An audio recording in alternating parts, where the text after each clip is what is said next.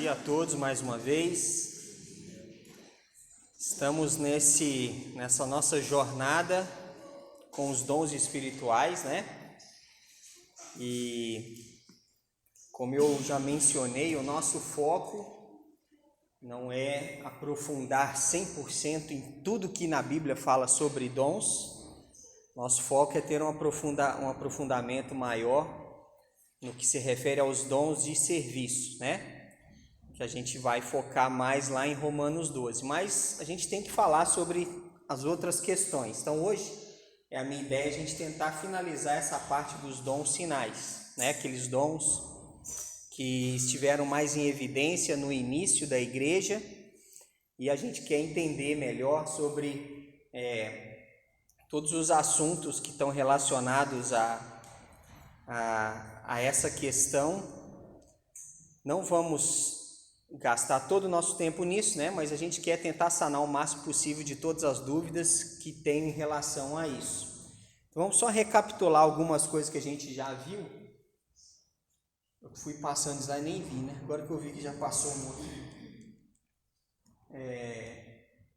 Então a gente falou, já mencionou essa questão sobre os dons, né? Que o dom é principalmente uma capacitação de Deus para exercer determinada função. Então a gente falou sobre isso e vimos alguns textos, né? Vimos que lá em Joel, no Velho Testamento, falava sobre essa questão, que no futuro, né? As pessoas teriam determinados dons que provariam ou mostrariam sinais que queriam ser... acompanhariam as pessoas para provar que a mensagem que elas pregavam a respeito de Deus tinha um fundamento. Então essa era a finalidade desses dons, e a gente viu isso em vários textos. Então uma coisa que a gente deixou claro, né, sobre a questão da diferença de tipos de textos: os textos históricos e os doutrinários. Para a gente entender melhor os dons, a gente tem que ter isso em mente. Textos históricos não te mandam fazer nada, eles te relatam uma história, certo? E os textos doutrinários, eles te dão informações e ordens de como você deve proceder. Então, em relação a isso, no assunto dos dons, a gente tem que diferenciar. Não podemos pegar textos históricos e querer transformar um relato histórico numa doutrina, a não ser que existem doutrinas ou textos doutrinários que, então, pega esse embasamento do texto histórico e te dá instruções do que fazer. Relacionado aos dons, existe só um texto na Bíblia que trata de forma doutrinária. Então, como nós falamos sobre os dons sinais, no texto de Atos que a gente leu semana passada, Atos capítulo 2, a vinda do Espírito Santo, ali é um relato histórico. Ali em momento nenhum, como nós lemos lá, ele te manda fazer aquilo ali. Ele só relata o que ocorreu, né? Que vários sinais ocorreram com a vinda do Espírito Santo, e assim as pessoas começaram a fazer algumas coisas, né? Então a gente falou um pouco sobre a natureza das línguas que foram faladas lá em Atos 2, as expressões na língua grega, que a gente fiz uma pesquisa um pouco mais aprofundada, e vou te mostrar as expressões no grego para a gente ver que o que era dito em Atos eram idiomas, não eram línguas estranhas no sentido que ninguém sabia de onde vinha, né? Mas como existiam judeus que habitavam em outros locais do mundo e eles sabiam falar essas línguas de outros locais do mundo, estando em Jerusalém, quando o Espírito Santo veio, aquelas pessoas pessoas que nunca tinham saído de Jerusalém, nunca tinham estudado outros idiomas, começaram a falar das grandezas de Deus nessas línguas de outros povos, que esses judeus que moravam nesses outros lugares conheciam e conseguiram identificar. Certo? Então, a Bíblia fala, a expressão no grego, né, seria esse heterais glossais, que é então a expressão idiomas, né? Ou dialetos. Ele também trata dessa forma. E a Bíblia trata que quando há uma fala que não é entendida por ninguém, a Bíblia não trata como heterais glossais, ou como glossos, ou como glossais ou glosson. Ela trata como algarávia estática, que são a pronúncia de fonemas sem nenhum sentido. Então, em nenhum momento a gente vai ver que nem em Coríntios, nem em Atos, existe algarávia estática. Todas as vezes que é mencionado, línguas, tanto em Coríntios quanto em Atos, está se relacionando a idiomas entendíveis por pessoas que conhecem ou estudaram, tá? Então isso é muito importante ficar fixo nisso aí. A gente está só fazendo uma recapitulação, né? Então a gente falou um pouco sobre o propósito, como a gente leu lá em Coríntios também, a gente vai rever esses textos, mas a língua era um sinal para os incrédulos, né? E a profecia já era para os crentes. A profecia é a forma de instrução, proferir a palavra de alguém. As línguas, ela era um sinal para quem nunca teve contato, ou para que a mensagem tivesse crédito, já que eles não tinham a palavra de Deus pronta, tinha que haver esses sinais, né? Para que a palavra dos apóstolos, né, tivessem crédito, as pessoas pudessem entender de onde vinha aquilo ali. Então ali os propósitos eram evangelizar as nações gentias, era um sinal contra a incredulidade dos judeus, e era um sinal que os apóstolos eram legítimos. E a gente mencionou semana passada as credenciais do apostolado. Para ser um apóstolo bíblico, tinha que ter sido chamado diretamente por Jesus, operar sinais e prodígios e ter visto Jesus ressuscitado. Todos os 12 apóstolos vivenciaram essas 3 experiências. Quem não passou por essa experiência não tinha, então, esse credenciamento como apóstolo, tá? Então, hoje, como eu falei, foi até levantado uma pergunta interessante semana passada, que provavelmente em Coríntios, as línguas não teriam o mesmo sentido de idioma como em Atos, né? Então foi uma pergunta muito pertinente e importante que eu fiz questão de me aprofundar mais em Coríntios e buscar até na língua, no grego, né, essas expressões e a gente comparar, né, para a gente ter essa questão bem definida. Então vamos fazer o seguinte, deixa a sua Bíblia aberta em 1 Coríntios 12. 1 Coríntios 12.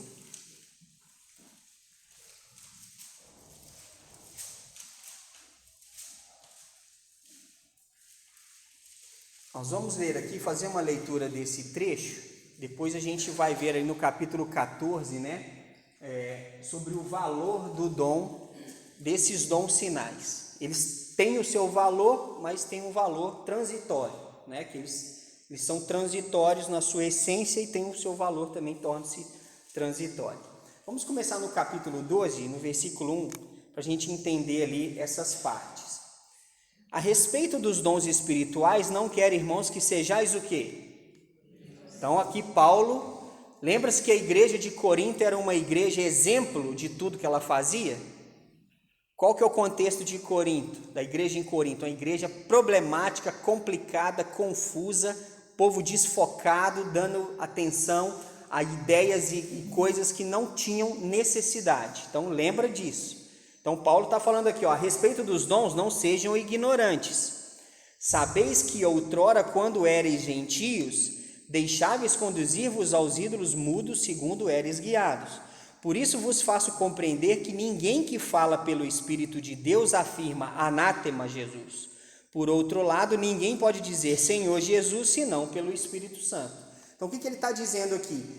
As pessoas que falavam em línguas naquele contexto, como dom do Espírito, falavam apenas grandezas de Deus, não mudou daquilo que aconteceu em Atos, falava das grandezas de Deus, exaltava a Deus e elas não se contradiziam, porque ninguém que tinha esse dom e exercia esse dom falava uma coisa a respeito de Deus e depois, uma famosa língua, falava algo contra Deus, porque anátema, Jesus, anátema é uma expressão que significa maldito, amaldiçoado.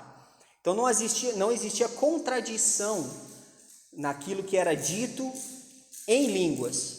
Então Paulo fala, às vezes vocês estão falando, em Corinto isso acontecia. O povo, todo mundo queria o dom de línguas, e às vezes uns falavam umas coisas e havia uma contradição. Uns falavam das grandezas de Deus e o outro falava outras coisas que não tinham nada a ver com Deus. Então Paulo, não sejam ignorantes nisso. Porque se é de Deus, se é do Espírito, apenas vai ser dito algo coerente. Vai ser dito apenas coisas a respeito da grandeza de Deus, tá? Então ele fala no versículo 4, ora, os dons são diversos, mas o Espírito é o mesmo. E também há diversidade nos serviços, mas o Senhor é o mesmo. Há diversidade nas realizações, mas o mesmo Deus é quem opera tudo em todos. A manifestação do Espírito é concedida a cada um visando um fim proveitoso. Olha que interessante esse versículo. Então, quem que distribui os dons? O Espírito. Se você quiser um dom específico, você tem condição de querer um dom específico? Não, porque o dom quem dá é o Espírito. Ele é que sabe qual o melhor dom que vai ser mais útil. Não cabe a nós ou a ninguém escolher o dom, né? Então isso é muito importante, porque ele visa um fim proveitoso. Senão, se não tem proveito, ele vai dar o dom?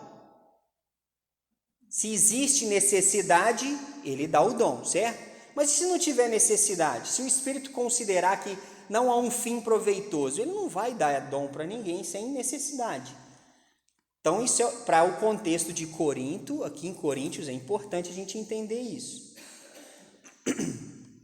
Então, ele fala ali no versículo 8, porque a um é dada mediante o Espírito a palavra de sabedoria, e a outro, segundo o mesmo Espírito, a palavra do conhecimento. A outro, no mesmo Espírito, a fé, a outro, no mesmo Espírito, dons de curar, a outro, operações de milagres, a outro, profecia, a outro, discernimento de espíritos, a um, variedade de línguas, e a outro, capacidade para interpretá-las. Mas um só é o mesmo Espírito, e o mesmo Espírito realiza todas estas coisas, distribuindo-as como lhe apraz a cada um individualmente. Então, todos vão ter os mesmos dons?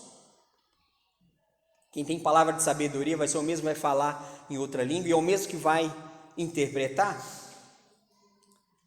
Não. Então é interessante que no contexto de Corinto, Paulo fala, é o seguinte, nem todos vão falar em línguas, mas um vai falar, nós vamos ver em outros textos, no máximo 2 ou 3, e tem que ter quem interprete. E não vai ser a mesma pessoa. Eu não sei você, mas eu já conheci pessoas que vêm com vários dons. Inclusive, ela fala em língua e ela mesma se auto-interpreta. Mas na Bíblia eu nunca vi isso. Então é um caso a se pensar, né? Se nem na Bíblia isso acontecia, como é que hoje houve uma evolução dos dons? Além, a parte daquilo que a Bíblia coloca? Porque uma pessoa não pode se auto-interpretar. Senão ela não precisa de outra pessoa, concorda? Se a questão do dom é edificar uns aos outros, se eu tenho vários, e eu, nesse especificamente, o dom de falar em outras línguas, eu mesmo falo e eu mesmo me interpreto, é difícil, né? Perde um pouco do sentido, perde o fim proveitoso do Espírito Santo. Então, caso a pensar nisso. Então, ele fala aqui, então, como nós lemos até o versículo 11, ele distribui os dons como lhe apraz a cada um individualmente. De acordo com cada um, ele capacita conforme ele achar melhor. Versículo 12, porque assim como o corpo é um e tem muitos membros, e todos os membros serão, sendo muitos, constituem um só corpo, assim também com respeito a Cristo. Pois em um só Espírito todos nós fomos batizados em um corpo, quer judeus, quer gregos, quer escravos, quer livres, e a todos nós foi dado beber de um só Espírito. Vamos pausar aqui um pouquinho. Então, como nós já mencionamos, existe hoje muitos grupos que defendem uma ideia que o batismo com o Espírito é uma coisa diferente,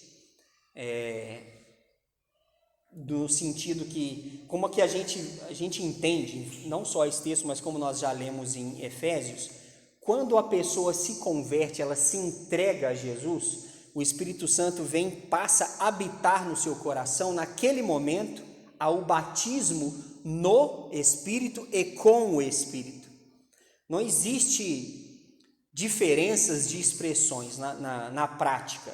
A pessoa, quando ela aceita, ela recebe Jesus como seu Senhor e Salvador, espiritualmente, automaticamente o Espírito Santo passa a habitar, e essa ação dele passar a habitar, a Bíblia chama de batismo, e ela fala que é um só batismo no Espírito. Não tem aquela questão, eu me converti, mas o Espírito Santo, eu fui batizado no Espírito Santo depois. Não faz sentido na Bíblia essa questão. Não existe parâmetros na Bíblia nesse sentido. Doutrinariamente, não. E a questão é que é um só batismo, como nós lemos em Efésios semana passada, é um só batismo, e aqui é um batismo, todos são batizados em um corpo, todos nós fomos batizados em um corpo. Quem creu em Jesus foi batizado no Espírito. A questão é, qual que é a prova que alguém foi batizado no Espírito Santo? Aí que às vezes há a confusão com os textos históricos e doutrinários. Qual é a prova que uma pessoa foi batizada no Espírito Santo? É o que ela faz em Coríntios 12, 13 e 14, ou Atos 2, ou o que ela faz lá no fruto do Espírito em Gálatas 5. O que você acha? Qual que é a prova de alguém realmente que foi batizado no Espírito Santo? É o que está em Gálatas 5, o fruto do Espírito, né? Amor, alegria, paz, longanimidade, benignidade, bondade, fidelidade, mansidão, domínio próprio. Ou dom de profecia, dom de curar, dom de falar outras línguas, interpretar outras línguas. O que você acha? Né? Na verdade, a prova de uma pessoa batizada no Espírito é uma vida transformada, onde o fruto do Espírito é abundante, onde ela vive realmente o amor, onde ela vive realmente a alegria, onde ela tem paz com Deus, paz de Deus, tem longanimidade, tem bondade, fidelidade, tem mansidão e domínio próprio. Isso no contexto geral, na maior parte da Bíblia você vai ler dessa forma. Mas e Coríntios? Em Coríntios é Paulo falando com os coríntios. Os coríntios estavam entendendo os dons? Não.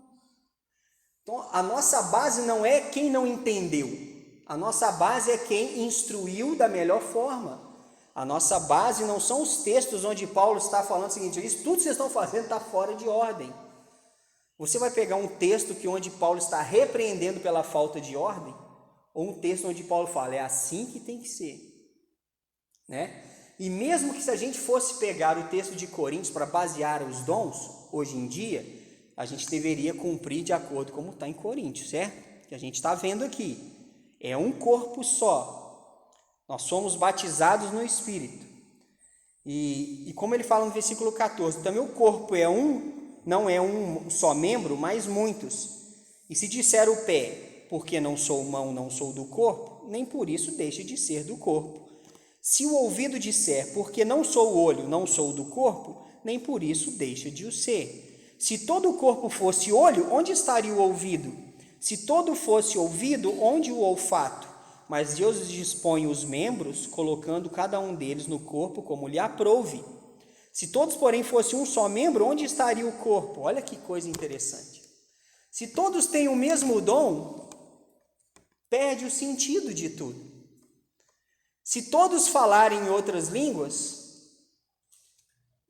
e aí? E a profecia e o dom de discernimento que estava em vigor naquela época? Então não faz sentido todo mundo ter o mesmo dom. E aí eu vou fazendo alguns parênteses, eu ligando algumas coisas que, como eu vim de um meio pentecostal, eu vi muito isso acontecer. aquela pressão emocional e psicológica. Você não foi batizado no Espírito Santo porque você não fala em língua. Você já viu isso acontecer em algum lugar? Quem já veio de outros contextos? Eu já vi muito isso. E a pessoa entra num processo psicológico, emocional, espiritual, que ela se sente pressionada. Eu não sou batizado no Espírito, ela se sente inferior. Porque eu não falo em língua, eu vejo ali o pessoal e ela se sente aprisionada numa circunstância, até que um ponto que ela vai se sentindo tão diminuída e a pressão emocional é grande, ela começa a desenvolver algo emocionalmente e não espiritualmente. Aí ela começa daqui a pouco a estar balbuciando fonemas sem sentido, só para ela não ficar diferente dos outros. Isso infelizmente acontece. Mas é a pressão emocional que tem que te fazer desenvolver um dom? Não. É o Espírito Santo. Nem todo tem que fazer as mesmas coisas. Porque senão perde o sentido de corpo. Né? Então, é inevitável que a gente vá comparando com experiências que hoje acontecem no meio cristão. A gente tem que pegar a Bíblia e comparar. É isso que a gente tem que fazer. E chegar numa conclusão. Né? Então, eu já vi muito isso acontecer. Já fizeram isso comigo por um tempo. Né? Você ainda não é batizado no Espírito Santo. Por quê? Porque você não fala em língua, você não faz isso, não faz aquilo. Só que quando você vai ver o texto, né, fala que todos nós fomos batizados num só Espírito. Em nenhum momento a prova de alguém que foi batizado no Espírito, no contexto geral do cristianismo, é evidenciar dons sinais. Que esses dons, como a gente falou semana passada, e é bom frisar, esses dons estavam restritos aos apóstolos e a pessoas diretamente ligadas aos apóstolos. Lembra que a gente viu vários textos, eram pessoas que tinham ligação com os apóstolos. Não tem na Bíblia nenhum texto que mostra esses dons ocorrendo fora do âmbito apostólico ou fora do âmbito de pessoas ligadas aos apóstolos. Porque a chance de dar problema era grande, não era? Tanto que deu. Em Corinto deu problema. E o que Paulo gastou aqui? Capítulos explicando como deveria ser. Não sejam ignorantes em relação aos dons. Paulo fala com eles. Aí ele começa a dar exemplo. Está vendo o corpo são vários membros. Se todo mundo for ouvido, e aí? Não faz sentido. Ele dá toda uma explicação, né? Sobre essa questão. E ele fala aqui no versículo 22, 21, ele fala: não podem os olhos dizer à mão, não precisamos de ti, nem ainda a cabeça aos pés, não preciso de vós. Pelo contrário, os membros do corpo que parecem ser mais fracos são necessários. Os que parecem menos dignos no corpo, a estes damos muito maior honra. Também os que em nós não são decorosos, revestimos de especial honra.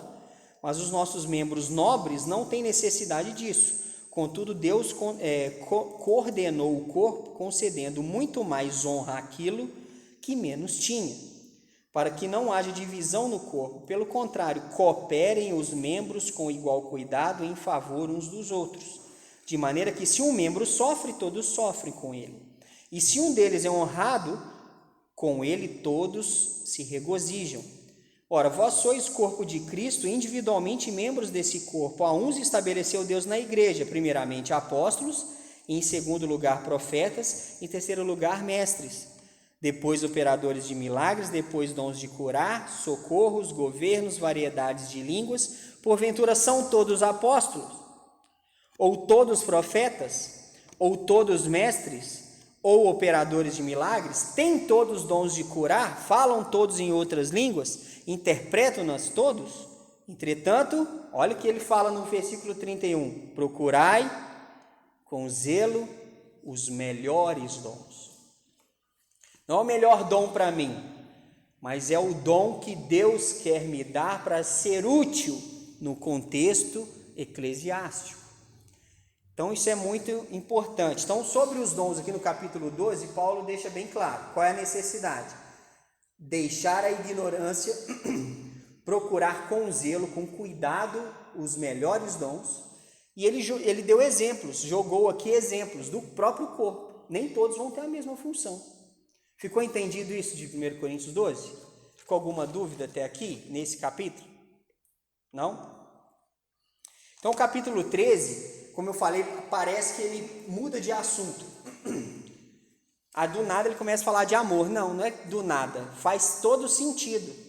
Porque quando a gente age em amor, eu paro de preocupar com o que eu quero para mim em primeiro lugar. E aqui os coríntios estavam preocupados consigo mesmos em primeiro lugar. Eu quero ter o dom de línguas, eu quero ter tal dom. E a edificação da igreja foi perdendo o foco. Então Paulo fala, a busca pelos melhores dons tem que ser guiada pelo amor. Aí ele começa a falar no capítulo 13. Ainda que eu fale a línguas dos homens e dos anjos. Não quer dizer que anjos têm um idioma próprio. Mas ainda que ele falasse todo tipo de idioma. Ainda que ele falasse até os idiomas que porventura existam nos céus. Ainda que ele faça tudo isso. Mas se ele não tiver o amor, ele vai ser o quê? Vai ser como o bronze que soa, como o símbolo que retine. Perde todo o seu sentido. O que rege a busca criteriosa dos melhores dons é o amor. Amor a Deus e amor ao próximo, como a si mesmo. Essa é a regra de ouro. Então ele vai dando aqui exemplos. Ainda que ele tenha o dom de profetizar, conheça todos os mistérios, toda a ciência, ainda que ele tenha tamanha fé a ponto de transportar montes, se não tiver amor, nada disso se tem proveito. Então ele vai dando as características do amor aqui, que nós já falamos em outubro do ano passado, né? Quem esteve aqui aproveitou, quem não esteve, perdeu, né? Lembra da nossa série de mensagens que tivemos ali, mais amor, por favor. Então aí a gente, para frisar aqui, né, no versículo 8, o amor jamais acaba, mas havendo profecias, desaparecerão, havendo línguas, cessarão, havendo ciência, passará. Então olha que interessante. O amor nunca acaba, mas as profecias, elas acontecendo, cumprindo seu propósito, cessarão, desaparecerão. Havendo as línguas, o dom de línguas acontecendo e cumprindo o seu propósito, de ser um sinal para os incrédulos, testificar a palavra dos apóstolos, isso acontecendo, elas deixam de existir, porque não tem mais necessidade. Havendo ciência, havendo conhecimento completo, onde temos o conhecimento completo de Deus? Hoje nós temos a palavra completa, naquela época não tinha. E o próprio capítulo 13 aí mostra isso, né? Versículo 9 diz o quê? Em parte. E a outra parte? A Bíblia estava em processo de formação. Em parte eles tinham. Que parte eles tinham? Eles já conheciam. A Torá, o Velho Testamento inteiro já estava pronto. Mas o Novo Testamento estava em produção. Em parte eles conheciam, a outra parte ainda estava sendo profetizado. Quando, porém, vier o que é perfeito, então o que é em parte será aniquilado. Como eu mencionei, existem várias interpretações desse o que é perfeito. Uns pensam que é a dispensação, o tempo apostólico, outros pensam que é a própria vinda de Jesus, outros pensam que é a palavra. De acordo com o contexto, nós entendemos, eu entendo que é a palavra. Quando a palavra vier que é perfeita, aquilo que é desnecessário depois, ou que naquele momento era necessário, que são as profecias, os dons, sinais, que estavam sendo necessários para a construção de tudo, quando vier o que é perfeito, o que era em parte que ainda estava sendo feito, seria aniquilado, porque foi completo. O que é perfeito é completo, não há necessidade de algo a mais, concorda? A palavra perfeito tem o sentido de completude. Aí ele começa a dar outros exemplos no fim aí do capítulo 13. Quando eu era menino, fazia o quê? Falava como menino, sentia como menino, pensava como menino. Mas quando chegou a ser homem, o que ele fez com as coisas de menino? Exatamente. A igreja, ela teve um início. Você vê lá o livro de Atos, é o início da instituição do organismo igreja.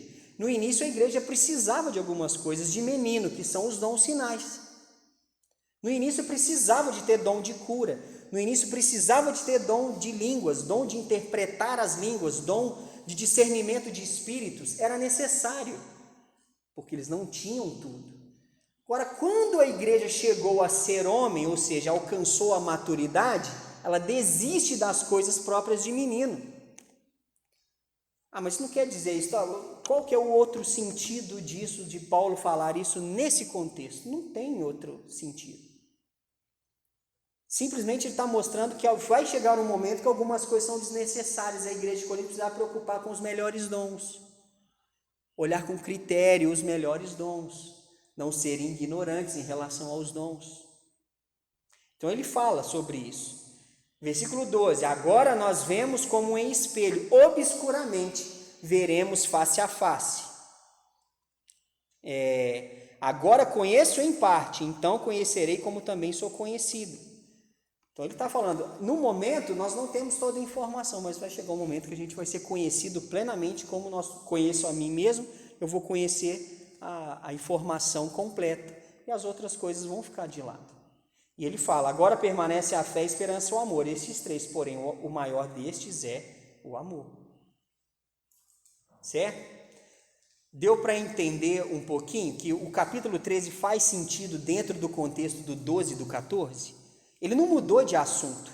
Seria meio sem noção, né? A pessoa está falando com a pessoa um assunto, de repente você muda completamente de assunto, e daqui a pouco você volta no assunto, você, tá, e daí, né?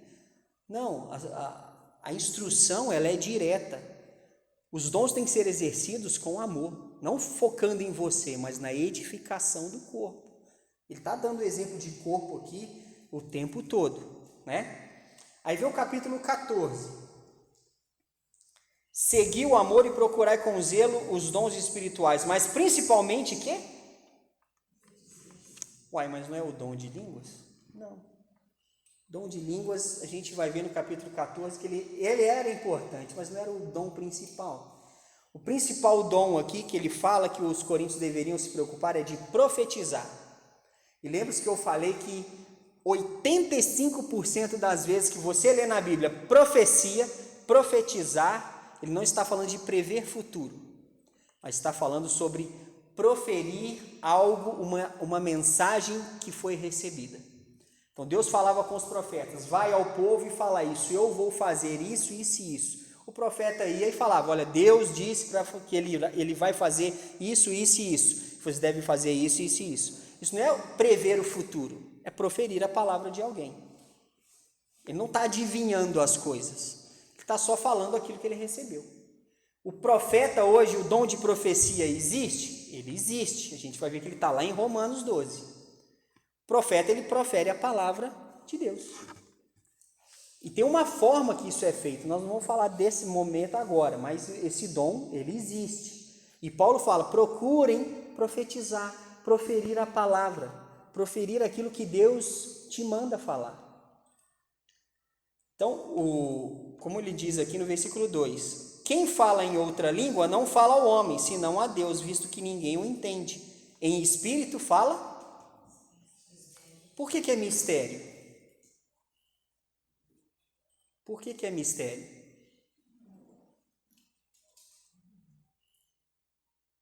É simples. Se você falar o que eu não entendo, para mim é um mistério. Eu não sei. Mas se eu entender, deixa de ser mistério, não é verdade? Então, quem fala em outra língua, ele está falando com Deus, falava com Deus, eu não entendo. Então, para mim é um mistério, não é que é mistério, que é misterioso, não. É mistério porque eu não sei, eu não tenho esse conhecimento. Mas o que profetiza fala aos homens, edificando, exortando e consolando. Vê que a profecia ela tem o seu valor maior. Versículo 4, o que fala em outra língua, assim mesmo se edifica, mas o que profetiza, edifica quem? Qual que é o propósito principal dos dons? Edificar a igreja. Eu quisera, Paulo fala no versículo 5, eu quisera que vós todos falassem em outras línguas, muito mais, porém, que profetizasseis, pois quem profetiza é superior ao que fala em outras línguas, salvo se as interpretar para que a igreja receba edificação. Então ele deixa bem claro, a vontade de Paulo é que todo mundo tivesse o mesmo dom também. Já que todo mundo quer, Paulo quer a alegria de todo mundo, né? Que todo mundo tivesse esse dom, mas muito mais seria a vontade dele que eles tivessem o dom de profetizar, porque assim todos seriam edificados. Versículo 6, agora, porém, irmãos, olha, aqui começa a doutrina. Esse versículo aqui, Paulo começa a falar, como é que deve ser então o exercício dos dons sinais na igreja.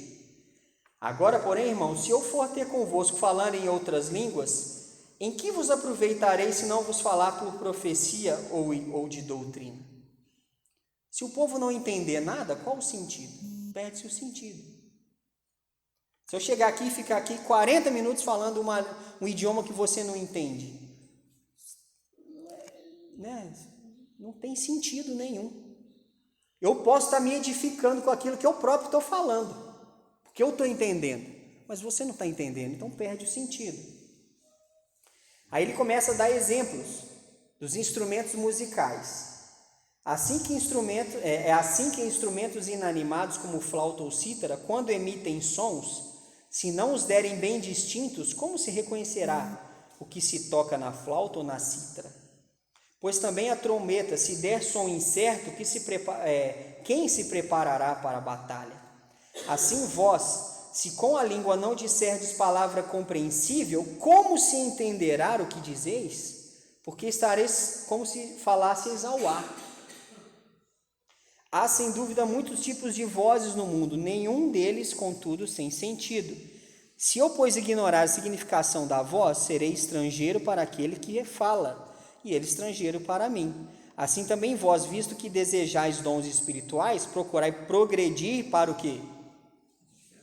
Está vendo que Paulo está focando, qual que é o foco de Paulo? Edificação. Está querendo o dom espiritual? Procure um dom que edifique a igreja, não que se edifique. Porque a ideia é você ser edificado com o seu próprio dom ou com o dom dos outros?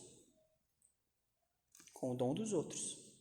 Você edifica alguém com o seu dom e outra pessoa com o dom dela edifica você. Há então junção, harmonia, né? Isso é muito, muito interessante. Versículo 13. Pelo que fala em outra língua, deve orar para que a possa interpretar, porque se eu orar em outra língua, o meu espírito ora de fato, mas a minha mente fica infrutífera. Que farei, pois? Orarei com o espírito, mas também orarei com a mente. Cantarei com o espírito, mas também cantarei com a mente. Olha que interessante. Tem que ter consciência do que se faz. Às vezes a gente vê muita coisa acontecendo no meio evangélico ou no meio gospel, que as pessoas falam, fulano está tomado pelo espírito, ele não tem controle do que faz. Não existe isso. Tudo que você faz tem que ser feito com a mente e com o espírito. Em nenhum momento Deus vai tomar alguém a ponto dela fazer coisas que depois ela não vai se lembrar do que aconteceu. Quem faz isso é Satanás, que possui e tira o controle da pessoa. O próprio Coríntios diz que Deus não é um Deus de confusão. Deus não expõe pessoas ao ridículo. Deus não, pelo seu Espírito, Ele não manda ninguém fazer nada que vai gerar uma cena vexatória ou uma circunstância que gere escândalo. Deus não vai fazer isso. Não é o Espírito de Deus que gera essas coisas. Porque aquilo que tem que ser feito, como a gente viu aqui, tem que ser feito com a mente e com o Espírito. Com a mente e com o Espírito. Se vai orar, ora com a mente, ora com o Espírito. Se vai cantar, cante com a mente, mas cante com o Espírito.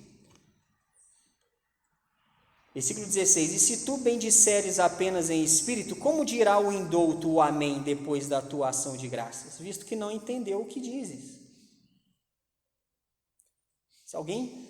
Se o pastor André aqui, ou a irmã Andréia, fizeram uma oração em inglês, eles vão poder falar o amém direitinho, que eles sabem o que eles disseram. Agora, quem não compreendeu o que eles falaram, e aí? Você vai falar amém? Não sabe o que ele falou, né? Às vezes a gente não fala amém em oração que a gente entendeu, mas a gente não fala amém porque a gente não concordou muito. Não é? Que dirá a pessoa falando em outro idioma e você vai ficar falando amém? Você nem sabe do que ele está falando. Então você tem que ter certeza daquilo que você apoia com o seu amém. Versículo 17: porque tu de fato dás bem as graças, mas o outro não é edificado.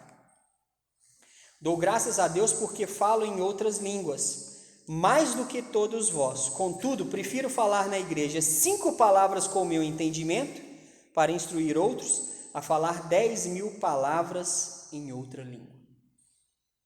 Quem está falando isso? É o apóstolo Paulo.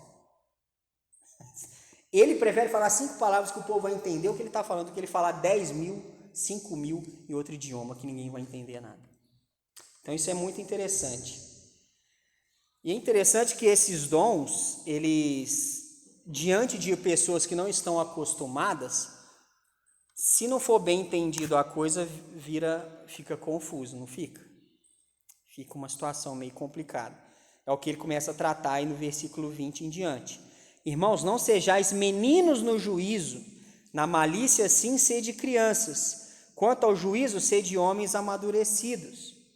Na lei está escrito: falarei este povo por homens de outras línguas e por lábios de outros povos, e nem assim me ouvirão, diz o Senhor. Então ele está falando que o Deus traria sua mensagem através de vários idiomas, mas muitas vezes nem todos iriam ouvir ou crer. Ele fala no versículo 22, de sorte que as línguas constituem um sinal não para os crentes, mas para os incrédulos, mas a profecia não é para os crentes, e sim para os que creem. Se, pois, toda a igreja se reunir no mesmo lugar e todos se puserem a falar em outras línguas, no caso de entrarem indoutos ou incrédulos, não dirão, porventura, que estáis loucos? É ou não é? Mas isso acontece hoje em dia? Acontece? Você entrar num ambiente eclesiástico, está todo mundo falando uma coisa que você não entende. E às vezes não está só na fala. São outras demonstrações que quem não está acostumado com isso vai entrar e fala assim, gente, que é isso? Aí ao invés da pessoa ouvir o evangelho, estar preparada para aquilo, ela vai ficar reparando em outras coisas. Perde-se o sentido.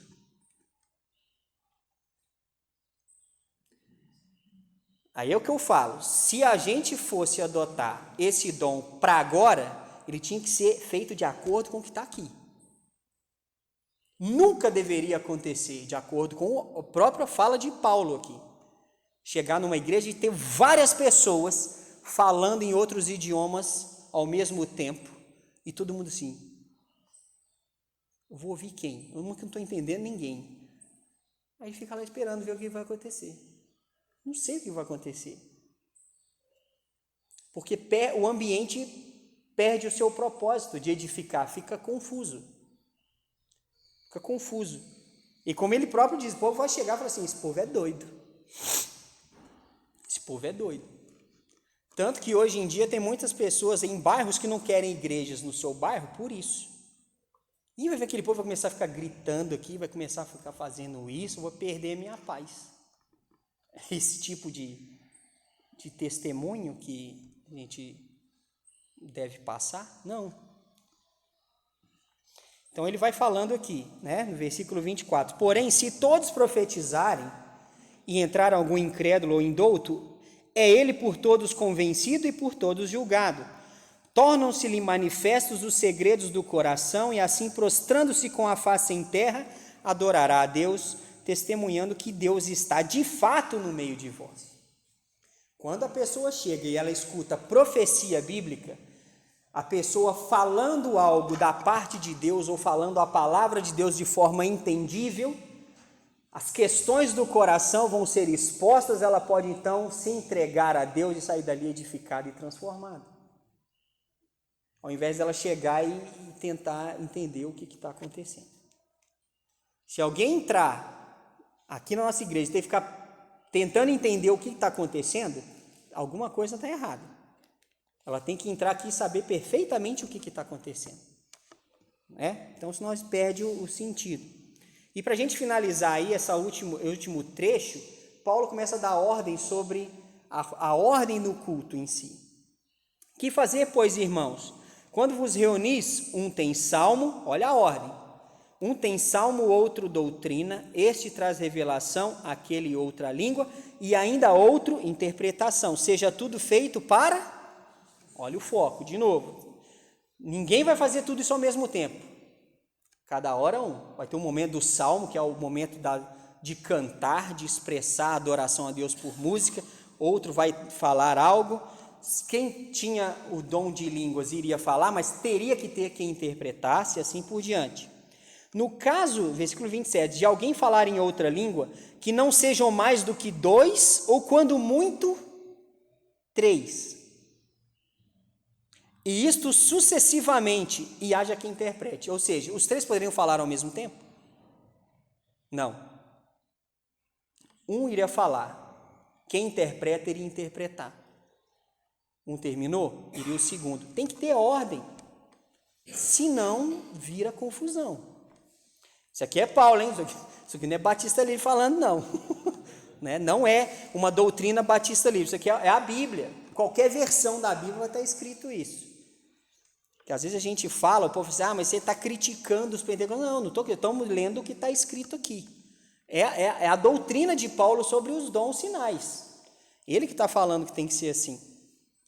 Versículo 28. Mas não havendo intérprete, fique calado na igreja, falando consigo mesmo e com Deus. Olha como isso aqui isso é muito claro. Isso é claro. Tem quem interpreta? Não. Então, acabou. Ponto final. Versículo 29. Tratando-se de profetas, falem apenas 2 ou 3 e os outros...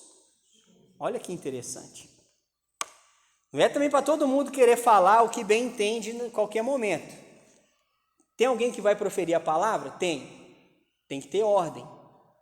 2, no máximo 3, e o restante faz o quê?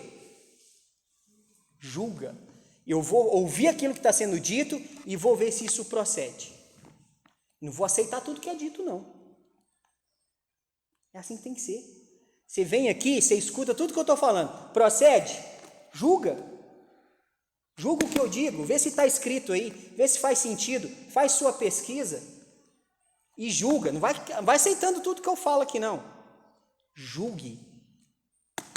Sua regra está na sua mão. Vê se o que eu falo faz sentido. Se fizer sentido, amém. Você pode falar amém. Se não fizer sentido, tiver errado, não fala o amém, não concorda comigo, não.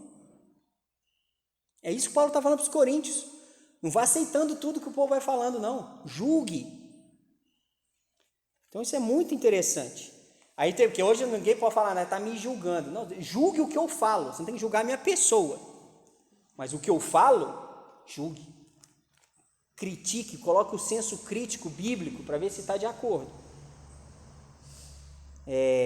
Se porém vier revelação a outro em que esteja sentado, cale-se o primeiro, porque todos podereis profetizar um após o outro para todos aprenderem e serem consolados.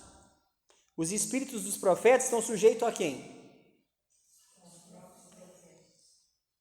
Tem como alguém virar e falar assim, não, Deus me mandou falar isso aqui, não estou nem aí o que vai acontecer. Não. O espírito dos profetas está sujeito ao próprio profeta. Eu tenho domínio próprio, eu tenho que me controlar. E ponto final. Porque Deus, versículo 33, não é e sim de, como em todas as igrejas dos santos. Então Deus não arruma confusão. Deus é ordem. Deus tem ordem nas coisas, não gera confusão. E aí ele entra numa questão característica de Corinto aqui, que ele dá uma doutrina para Corinto, que aí já é outra questão polêmica que a gente vai ler, mas não vamos entrar em todos os pormenores. Ele fala aqui no versículo 34, conserve-se as mulheres caladas nas igrejas, porque não lhes é permitido falar, mas estejam submissas como também a lei o determina. Se, porém, querem aprender alguma coisa, interroguem em casa seu próprio marido, porque para a mulher é vergonhoso falar na igreja. Porventura a palavra de Deus se originou no meio de vós, ou veio ela exclusivamente para vós outros? Se alguém se considera profeta ou espiritual, reconheça ser mandamento do Senhor que vos escrevo. E se alguém o ignorar, será ignorado. Portanto, meus irmãos, procurai com zelo o dom de profetizar e não proibais o falar em outras línguas. Tudo, porém, seja feito com decência e ordem. A questão das mulheres aqui, como eu falei em Corinto, a mulherada de Corinto, pensa numa mulher autoritária que quer assumir o controle de tudo, ignorando ordem nas coisas. Eram as mulheres em Corinto. É uma questão característica de Corinto. E Paulo ele vai na raiz da coisa. Enquanto elas não tivessem conscientização espiritual, elas iam ficar caladas. E Paulo já passa o rodo direto ali para falar, olha, é o seguinte, isso que vocês estão fazendo estão tudo errado, fica quieto. Enquanto vocês não aprenderem que as coisas têm que ser feitas numa determinada ordem, fiquem em silêncio. Lembra que aqui tem um contexto histórico, a gente não pode ignorar isso. Então, essa doutrina é para Corinto. Hoje é óbvio, né? A gente entende que cada pessoa, mulheres e homens, tem seu papel na igreja. Mulheres podem falar na igreja, dentro do seu contexto, da sua responsabilidade, da sua área de atuação. Mas não dominar o mundo e querer assumir tudo e ignorar o que os outros têm feito. Cada um tem o seu lugar, né? Então ficou entendido? A gente foi aqui texto por texto, versículo por versículo. Aqui é a doutrina de como eles deveriam praticar os dons sinais. Ficou entendido isso? Então, só para a gente finalizar, então ali a gente falou, lemos esses versículos, né? A edificação é o principal valor do dom. O proveito, se tem proveito, o dom funcionava, era exercido. Se não tinha proveito, se não tinha quem interpretasse, não tinha necessidade.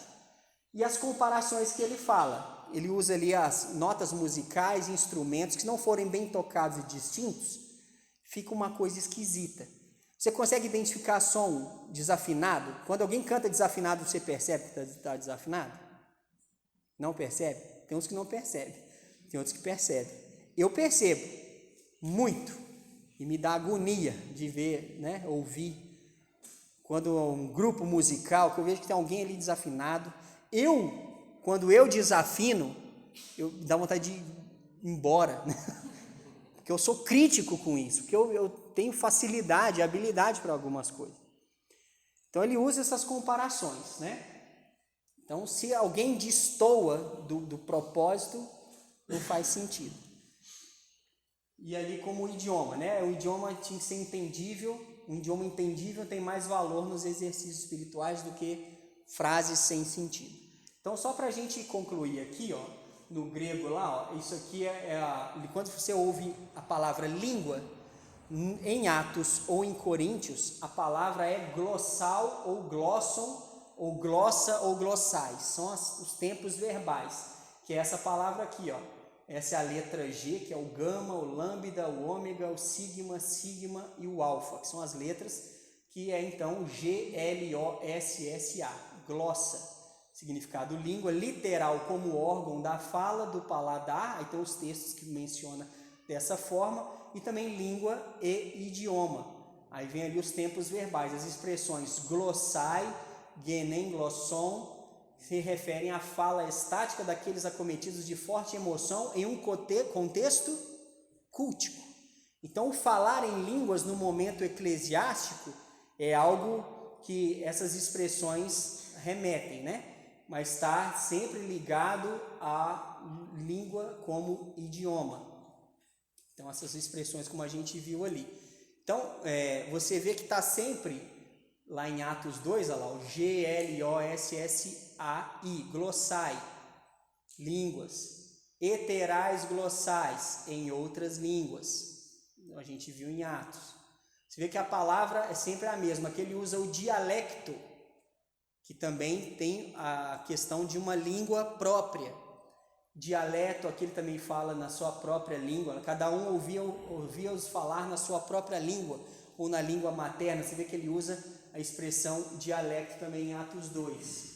Coríntios 12, genem glosson, gêneros de línguas ou variedades de línguas que a gente leu lá. E a palavra é qual? É glosson, é idioma. Não é uma língua estranha, não é língua de anjo, não é nada disso. Ele também mostra ali no capítulo 13, as línguas glossai, os idiomas, aquelas expressões, vai chegar um momento que elas cessarão. Você vê que ele está usando sempre a mesma palavra, ele não está usando uma palavra diferente. Capítulo 14, versículo 2, glosson, pois que fala em língua, glosson, aqui ele repete a mesma palavra, glosson.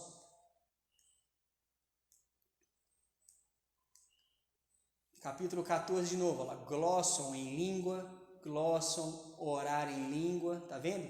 Sempre é a mesma expressão.